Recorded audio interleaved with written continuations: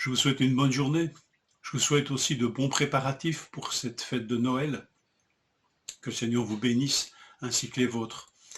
Même en ces temps compliqués, que le Seigneur vous console et vous rappelle que lui peut faire ce qui est impossible. J'aimerais vous parler d'échec aujourd'hui. Partager un petit peu sur cet échec. Disciples en échec. J'ai prié tes disciples de chasser l'esprit, mais ils n'en ont pas été capables. Chapitre 9, verset 18 de l'évangile de Marc. Quel contraste entre la transfiguration sur la montagne et le retour dans la vallée. De la gloire à l'incrédulité. Oh là là, quel retour sur terre. Les disciples restés au pied de la montagne connaissent l'échec et même la contestation.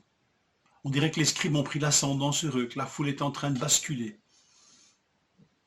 Étonnant, ils n'ont pas pu chasser cet esprit, alors qu'ils en ont reçu l'autorité quand Jésus les a envoyés 2 par 2, vous vous rappelez ça? Il appela les 12 et les envoyait en mission 2 par 2, en leur donnant autorité sur les esprits impurs. Chapitre 6, verset 7. Alors pourquoi cet échec? D'ailleurs, c'est cet échec qui les inquiète. Quand ils demandent à Jésus, quand ils sont dans le privé, dans la maison avec Jésus, quand ils furent rentrés dans la maison, ses disciples l'interrogèrent en privé, pourquoi n'avons-nous pu chasser cet esprit? Pourquoi n'avons-nous pu chasser cet esprit? Et la réponse de Jésus est à méditer. Il leur dit, cette espèce-là ne sort que par la prière et par le jeûne. Et ce qui est mis souvent entre crochets dans nos traductions, ou même parfois pas mis, le jeûne, est attesté quand même par pas mal de manuscrits. La prière et le jeûne. Voilà Jésus qui leur dit, mais c'est parce que vous n'avez pas prié ni jeûné. Alors, quand Jésus, lui, a-t-il prié et jeûné? Nulle part dans le texte, nous ne le voyons le faire. Nous savons que Jésus priait souvent, seul, jeûnait. Peut-être a-t-il pris cette directive du Père et que c'est de ça dont il parle.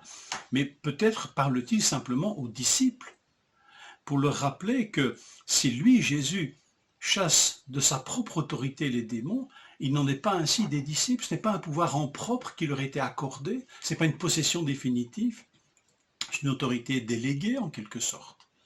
Et elle ne se pratique que dans la dépendance de Dieu et de Christ, d'où la prière et le jeûne, qui sont vraiment des expressions les plus abouties pour exprimer notre dépendance. Bien sûr qu'il est impossible aux hommes de chasser les esprits méchants. Et si il nous est accordé de le faire, c'est un don de Dieu, mais que nous ne pouvons accomplir que dans cette dépendance. Quoi de plus clair, encore une fois, que la prière et le jeûne pour exprimer tout cela? Rappelons-nous quand même comment les disciples firent rapport à Jésus quand ils revinrent de mission, après avoir reçu cette autorité sur les esprits. Les apôtres se rassemblèrent auprès de Jésus et lui racontèrent tout ce qu'ils avaient fait et tout ce qu'ils avaient enseigné. Ils n'ont pas dit tout ce que le Seigneur leur a permis de faire et d'enseigner, mais tout ce qu'ils avaient fait et enseigné.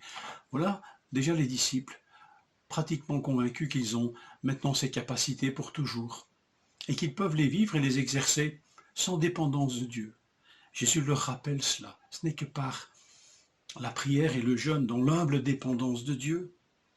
Les voilà mis en échec. Mais ce n'est pas un échec qui est excluant, vous le remarquerez, le Seigneur ne dit pas, bien qu'il y ait eu un mouvement d'humeur, qu'il y ait un mouvement d'humeur du Seigneur dans ce texte, un race incrédule, jusque quand serai-je avec vous? Mais il ne rejette pas les disciples et n'arrête pas de les former. L'échec pour le disciple de Christ n'est pas excluant, il est formateur. Béni soit Dieu.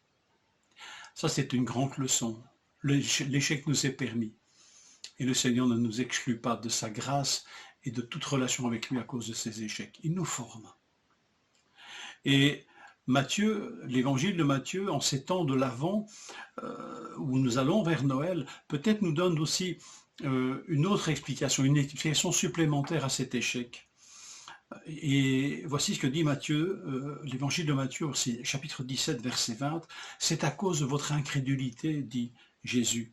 Je vous le dis en vérité, si vous aviez la foi, comme un grain de sénévé, vous diriez à cette montagne, transporte-toi d'ici là-bas, et elle se transporterait.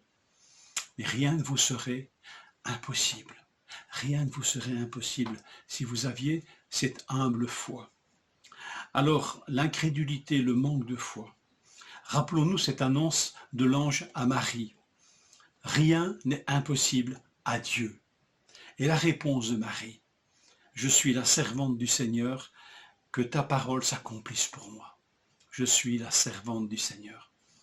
Comment l'exprimer au mieux que par la prière, par le jeûne, par cette humble dépendance de Dieu. La foi pousse bien dans le terreau de l'humilité. Heureuse celle qui a cru, parce que ce qui lui a été annoncé de la part du Seigneur s'accomplira. Voilà comment la cousine de Marie, Élisabeth, accueillera Marie. Que cet temps de Noël nous encourage à mettre notre confiance en celui qui peut faire l'impossible. Et n'ayons pas peur, ne regrettons pas nos échecs, ils sont formateurs. Que le Seigneur vous bénisse et vous fortifie.